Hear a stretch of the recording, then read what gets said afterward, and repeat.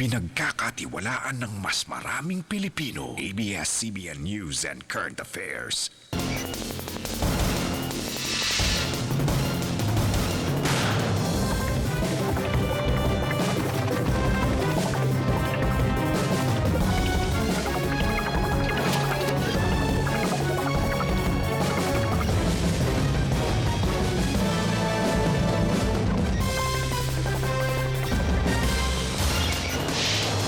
Davao, Mindanao, Pilipinas, ug tibuok kalibutan.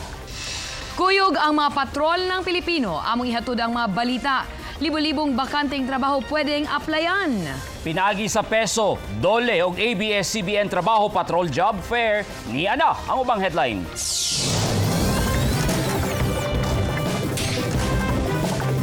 Seguridad sa mga sementeryo mas gihugtan pa karong nagkaduol na ang kalag-kalag.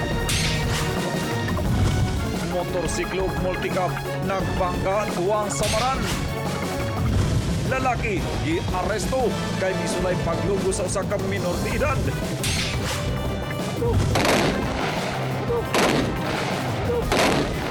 Sundalo nga apil sa nangamatay sa Albarca, Basilan, gilubong na diya sa Tagum City. Presyo sa mga ricados sa mga kakanin nagmahal na. Gikan sa ABS-CBN Davao News Center. Kini ang TV Patrol, Southern Mindanao. Maayong hapon, kapamilya.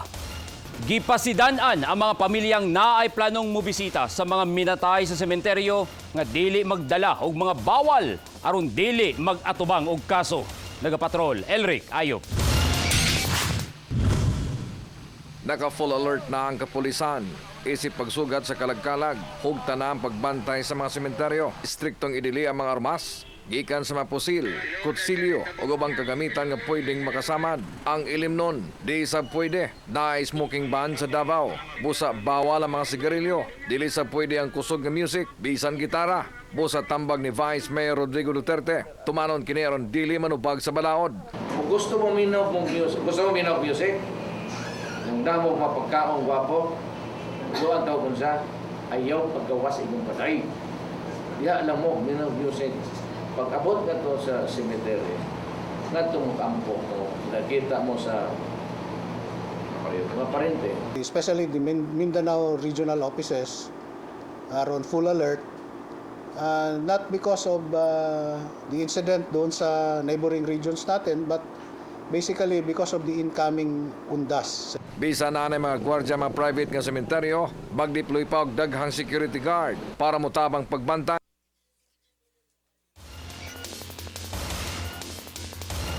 Armas, mga pusil na, bawal na siya. We will maximize police visibility. We will even deploy our administrative personnel, those performing administrative functions, to police visibility in different areas in the city, in the provinces. Kung galing na mga kaludahan diyan sa mga sementeryo, tambag sa Police Regional Office 11, itawag sa 911 para sa Davao City o kaha sa cellphone hotline sa Police Regional Office 11 nga 0917-70-POLICE o 0917-707-8547. Elric Ayop, Patrol ng Pilipino. Karong hapit na ang kalagkalag, nagsugod na sa pagdagsang ang mga pasahero sa Davao City Overland Transport Terminal. Nagapatrol si Diana Waban. Bisan alas 10 na sa gabi, dagsang gihapon ng mga pasahero sa Davao City Ecoland Transport Terminal. Busa, wala usay pahuway ang mga sakop sa Task Force Davao sa pag-check up sa mga bagahe sa pasahero. Doble alerto na sab ang mga otoridad, tanang bagahe ug pasahero kinahanglang muagi og inspeksyon. Paagi nila kini aron di malutsan sa mga daotang grupo. Ilabi na karon nga dagsang nasab ang mga pasahero. Amo ginaablihan ang mga bagahe, mga karton para makita na mo sulod, ma'am. Importante kay siya para mabahuan nga wala gi yung mga kababalagan nga sa mga anak. Mas daghan pang mga pasayro ang nangatulog sa folding bed sulod sa terminal. Kasagaran ni ini, nag-apa sa first trip padulong probinsya. Usa na din si Alain Magalan nga mubiyahe padulong Cotabato City. Paabot mi sakyanan para sa para Cotabato sa Kabaakan. Pagad mi sa Kalagkalag, magbisita o namatyan pud akong ugang. Nalipay ang negosyanteng si Rosie Laba kay nahurot ang iyang 70 ka mga paarkilahang folding beds nga tag 15 pesos ang usa. Karon okay karon kay doon naman kalag-kalag.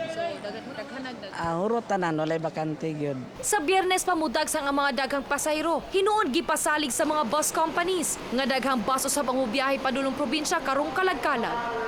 Diana Waban, Patrol ng Pilipino. Arestado ang usa ka lalaki human aktuhang misulay og logos sa usa ka menor de edad. Nagapatrol og balik Diana Huaban.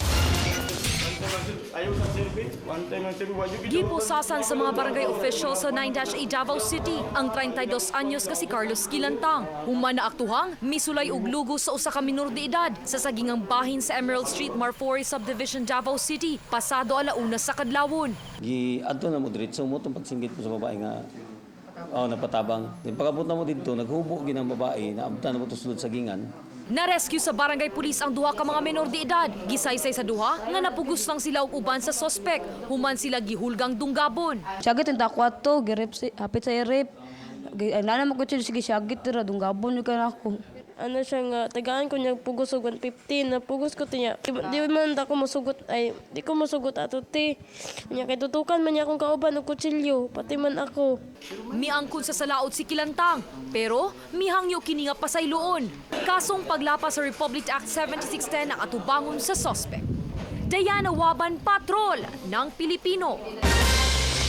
Babaeng mitabok sa dalan nabanggaan ug duha ang samaran sa bangga sa usa ka motorsiklo ug multicab. Nagapatrol Rodrey Salas. Gitabang sa mga sakop sa 911 Emergency Rescue Team ang samarang driver sa motorsiklo nga si Ron na ninehan human na bangga ang ginamaneho nining motor sa kasugat nga multicab sa Dipo Panakan pasado alas 9 kagabi. Naangol sa ang driver sa multicab nga nailang si Alexander Plaza. Nasayrang mag-left turn unta ang multicab kay magpatubil pero kalit gibanggaan sa motor. Nahulog sa kanal ang motor ug naotso ang ligid. Guba sab ang atubangan sa multicab. Paglapas sa trailer, nisulod ang multicab niya. Ang katong motor kusog kay nagdagan paingon siya diri. Mis kalikayan sa multicab nadaro na noon to niyang kon kay wala man siya kalikay kay kusog man kay dagan sa motor. Katunala ko lang mo dong galan mo na nasa buto. Tapos ang alag po tayo mga sa amin dili. Nabanda lang siya sa siminto tungod sa kakusog sa impact sa multicab. Sa MacArthur Highway Matina, nagkadugo ang 28 anyos nga si Janeline Panyawa. Human kini mabanggaan sa pampasahirong L300 van pasado alas 7 kagabi. Naabtan sa PUJ ang biktima diyang mitawog kini sa kalsada. Misurrender sa dayon sa pulis ang driver sa van nga nailang si Randy Sumalinog. Uli ko na lang naisip pag nagtawid ako. Nawala ko tayo. Oo, ganun. Kanang bayana na bangon man na. Subay din ito nga ba nagkikisig-kisig ko nasangit na iltre. Gitabang na ang biktima sa 911 o gidala sa ospital. Rod Ray Salas, Patrol ng Pilipino. Gisakyan sab sa ubang mga negosyante ang kalag-kalag. Ilang dekorasyon para daling ma-attract og customer ang mga dekorasyon kabahin sa kalag-kalag. Nagapatrol og balik si Rod Ray Salas. Mga klase-klaseng candy nga gama sa durian ang paligya dinhi sa tindahan. Pero sanglit doon na ang kalag-kalag, mas daghan pa ang Halloween decorations. Attraction daw kini sa mga customers. Tayo mga Pilipino, talagang sineselebrate natin. Simulat sa pulpa, sa mga ninuno pa natin. Sineselebrate yan. Gawa sa mga witches, naasay mga lawa-lawa nga naay mga plastic spider ang matagkilid sa pultahan, sa display area o sa TV stand. Naga-offer sab sila og mga trick or treat nga durian candies nga gisulod sa pumpkin. Alang sa tag-iyang si Erlinda Ibanez, naanda na nila ang mag-decorate depende sa okasyon. Hilabi na, matag kalag-kalag, isip pang dani sa mga customers. Ganon talaga kami pag Halloween, mag-isip kami kung anong maganda. Panghatak din yun sa customer. Minsan na namin nagpa-picture. Human sa kalag-kalag, mga Christmas decors na sab ang iyang ipuli. Rod Ray Salas, Patrol ng Pilipino. At ani, sa pagbalik sa TV Patrol Southern Mindanao. Tigpanglabay og mga basura diya sa highway sa Barangay Mahaya, Davao City. Ginapangita na. Ug Daplin sa dalan sa Dumoy, gipagwapo, busa na himong atraksyon sa uban.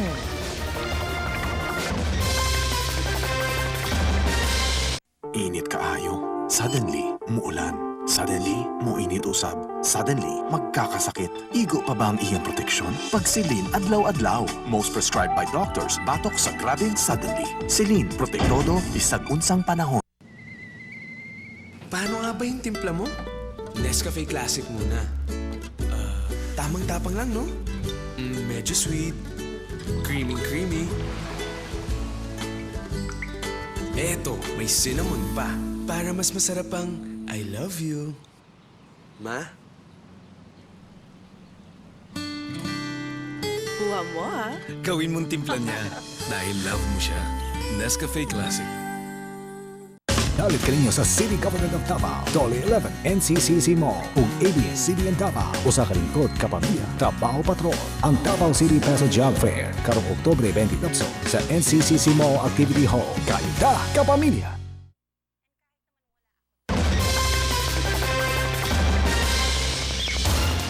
Gibantayan o ginabantayan na karon sa Barangay Mahayag, Davao City, kinsay mga responsable sa pagpanglabay og basura sa ilang lugar. Nagapatrol, Bona, Pamplona.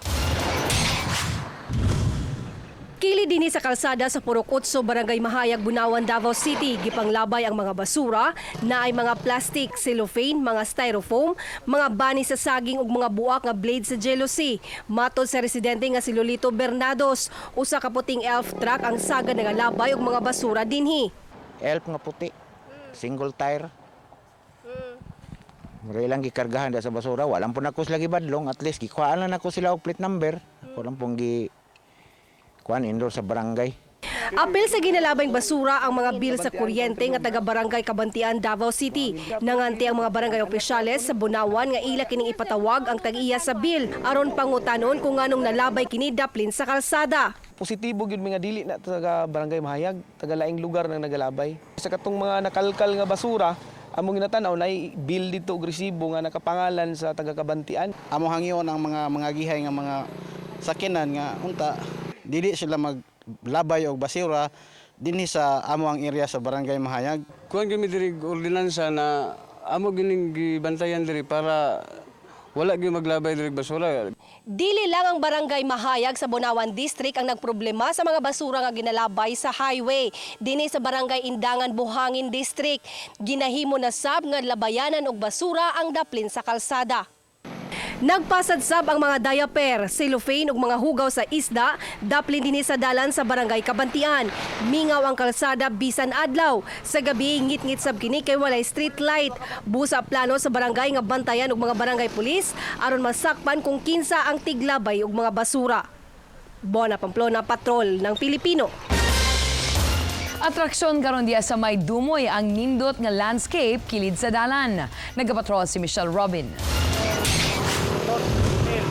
Kada adlaw ginabisbisan ni Dominic Romay ang iyang mga gitanom nga bulak aron paspas ang tubo. Ang kaubang si Mario ginatanggal sab ang mga sagbot sa palibot. Mga trabahante sila sa DPWH nga gaatiman sa mga landscape daplin sa dalan sa GTH Barangay Dumoy, Davao City. Pero dili basta-basta ang disenyo sa ilang landscape. Kay ang mga bulak daw gipayungan og mga dagkong uhong nga gama sa kugon ug kawayan. Gi-recycle sab nila ang ligid o gigamit nga paso sa mga bulak. Adlaw-adlaw naman ang ginadiligan karon dili mamatay. Matanaw sa mga tao nga nindot na kayo ang ilahang lugar. Busa ang magtiayong Melissa ug Marcelo, midalikad sa roadside landscape dinhi sa Dumoy aron magpa-picture. At least makita nila nga gwapo na ang view. Pwede mag-picture-picture sila diha. Gwapo na kayo agi sa mga tao ba? Na sila matanaw ng mga bulak. Kapin 50,000 na ang nagastos aron mapanindot ang daplin sa dalan sa Dumoy. Busa na nawagan ang mga landscapers nga dili ilabdan sa mga mulabay ang mga tanom. Katong primero, ang mga kuan diri gibunuangan nila, gipang-ibot ang mga kuan, mga bulak ug kaning among Carabao grass gipang langkat. Hinaotunta nga dili nila usbon. Ang roadside landscaping usa ka national competition sa DPWH sa tibuok nasod. Karong Disyembre, ilun ang mga mananao. Michelle Robin, Patrol ng Pilipino. Musunod sa pagbalik sa TV Patrol Southern Mindanao. Usa sa mga sundalo nga namatay sa Albarca, Basilan, gilubong na sa Tagum City. O mga rekado sa kakanin, nagsugod na pagmahal.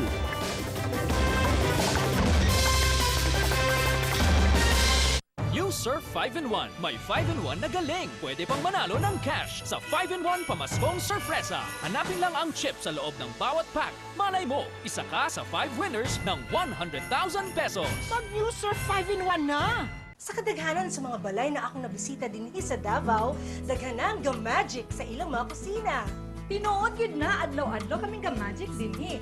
Para na po, maayo gini magpalami. Pero kung sa atong lauoy, basin mong good malay iyang lasa. sa Maggi Magic sarap pa. Kaya pagawas ni ini ang kalami sa lauoy, sulay ragod. It's still my lauoy. Pero para na ako karon, mas nilami pa ni. Palami nga palamin lauuin mo ah. Kaya next time maglauoy ta, himuna natong Magic Lauoy.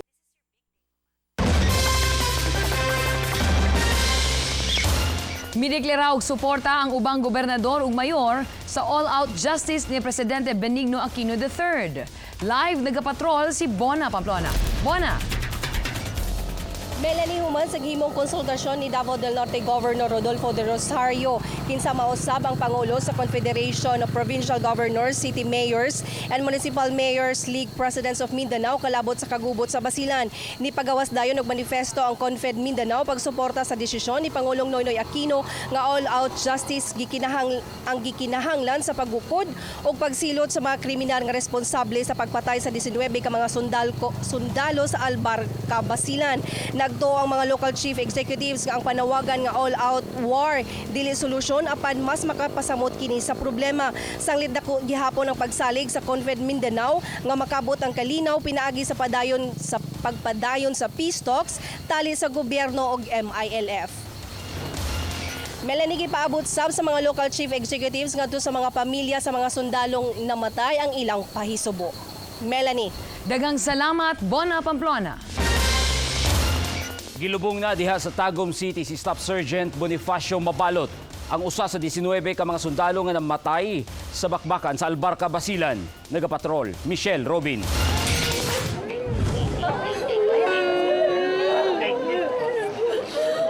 Miawas ang emosyon una gilubong si Staff Sergeant Bonifacio Mabalot kaganinang buntag sa Glorious Resurrection Memorial Park sa Tagum City, Davao del Norte. Si Mabalot, usa sa 19 ka mga sundalo nga nangamatay sa engkwentro tali sa mga rebeldeng MILF sa Albarca, Basilan ni adtong Oktubre 18. He has committed his life for the people. He has committed his life for his Savior. And God promised that our labor for His sake will never be in vain. Nanginaot ang mga kabanay ni Staff Sergeant Mabalot nga dili masayang ang sakripisyo nga gihimo niini sa nasod ug ang ilang pag-ampo mahatagan og hustisya ang iyang kamatayon. Upat ang anak ni Staff Sergeant Mabalot ug asawang si Jennifer. Matud ni Jennifer, pangandoy sa iyang bana nga mahimong PM ear ang iyang tulo ka mga anak nga lalaki. Katarungan ko para sa asawa ko. Tsaka sana kung nasaan siya, matahimik na siya sa hirap pinagdaanan niya. Salamat sa pagtulong sa ako pa. Nasakitan ang mga sundalo labi na ang sama ni Corporal Rizaldo Deog nga kabatch ni Mabalot sa Special Forces Training ni atong 1998.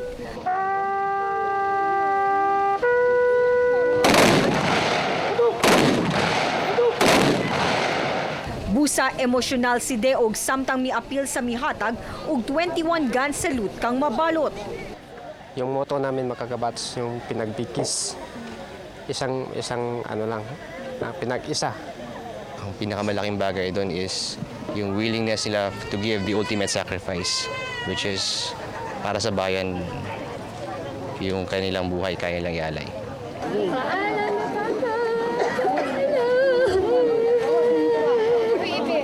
Nagpalupad sab og mga puting balon ang pamilya ni Mabalot. Naglaom nga matagan og hustisya ang pagbuwi sa iyang kinabuhi. Michelle Robin, Patrol ng Pilipino. Musunod sa pagbalik sa TV Patrol Southern Mindanao. Seguridad sa mga sementeryo mas gihugdan. Og grocery store og hardware gisirhan sa BIR.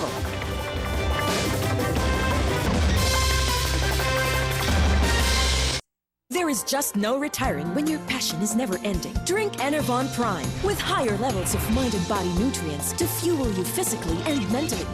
So you can keep on doing the things you love. Passion never ends. Enervon Prime. Keep on doing the things you love. Drink Enervon Prime.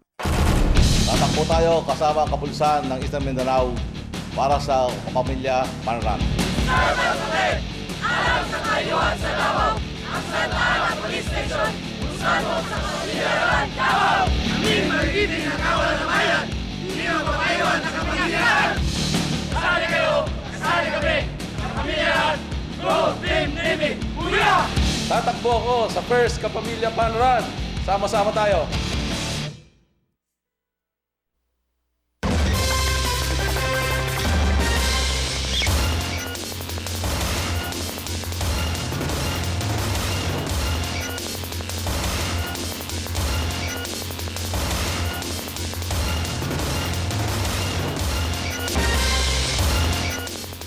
Gipangandama na pag-ayos sa mga otoridad ang kalagkalag pagsigurong luwas ang katauhan sa muduaw sa mga sementeryo. Live nagapatrol Claire Cornelio. Claire?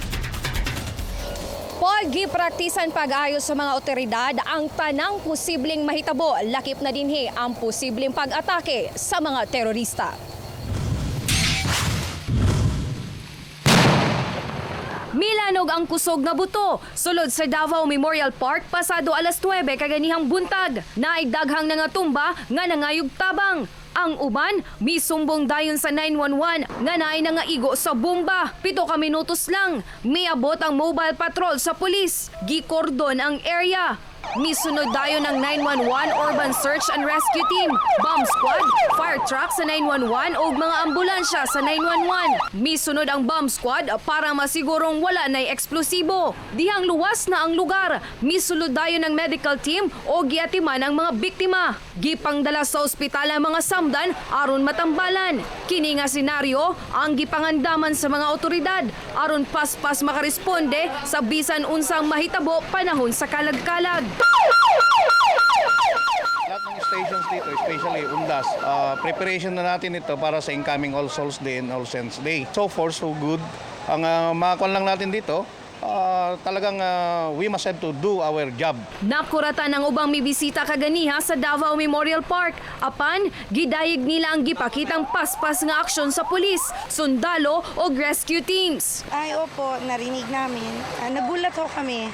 Hindi namin alam na drill. Napanood ho namin yung pag-respond. Mabilis naman yung pagdating ng ambulance, tapos yung pagdating ng mga sundalo. Okay naman po, ma-organize siya so far.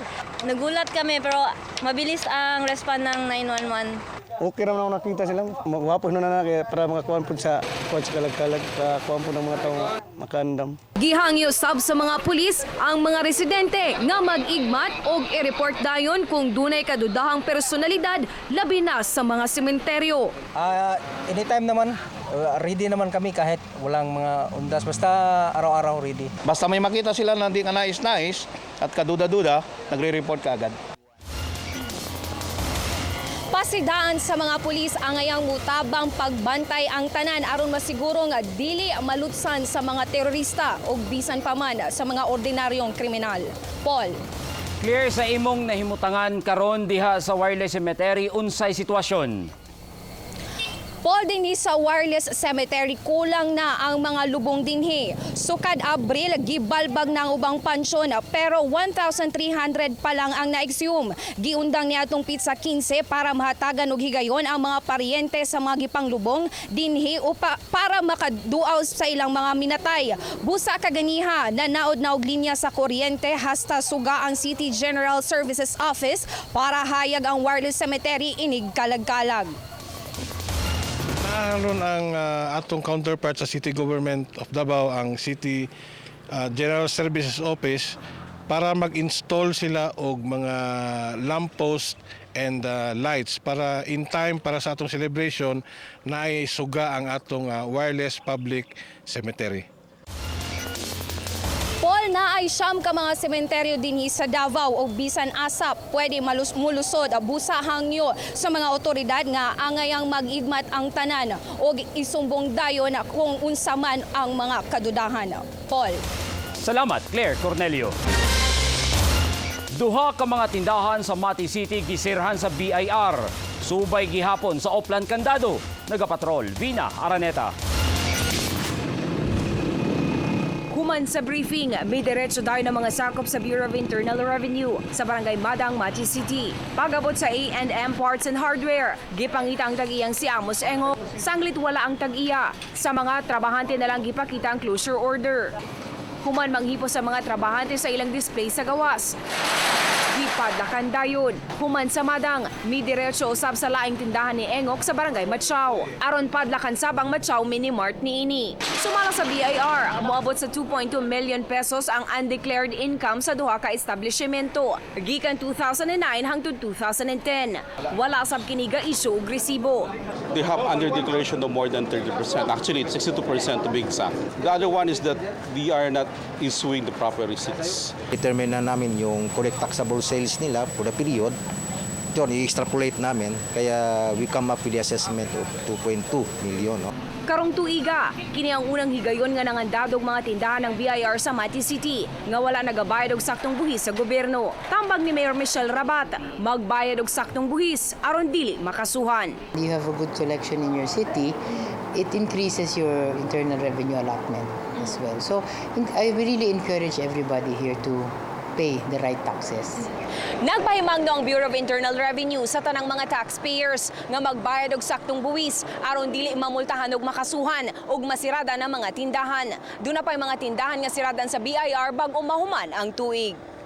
Vina Araneta, Patrol ng Pilipino, Mati, Davao Oriental. Mas gipahugdan pa sa militar ug kapulisan ang pagbantay. Samtang nakubkub na sa mga sundalo ang ginataguan sa mga responsable sa atake dito sa Zamboanga. Nagapatrol si Francis Magbanwa. Sayo pa lang sa buntag, nag-checkpoint na ang Task Force Davao diha sa JP Laurel Avenue, Davao City. Paniguro kini nga walay makasakay nga daotang grupo sa tensyon sa Basilan ug Zamboanga. Labi na kagabi lang, usa ang patay ug usa ang samaran sa managlahing pagpamomba sa Zamboanga ug Lanao del Sur. Yun din ang mandate namin na to conduct checkpoint para sa security ng Davao City. Okay raman, may problema basta para lang sa kayuhan sa tanan. Giklaro ni Lieutenant General Arthur Tabaquero, walay hulga sa seguridad sa Davao Region, hasta sa tibuok Eastern Mindanao. The threat is always there, but particular threat as of now wala pa kami natatanggap. So we are maintaining our posture and we are ready to react. We are doing actions that would somehow preempt any attempt of lawless elements. Naka-red alert ang militar sa tibuok Mindanao. Francis Magbanwa, Patrol ng Pilipino. Samtang nagkaduol na ang adlaw sa mga patay, nag-anam usab og kamahal ang presyo sa mga kakanin hasta ang mga sagol. Nagapatrol si Michelle Robin. Plano ni Rodelia Gondami nga magluto og suman ug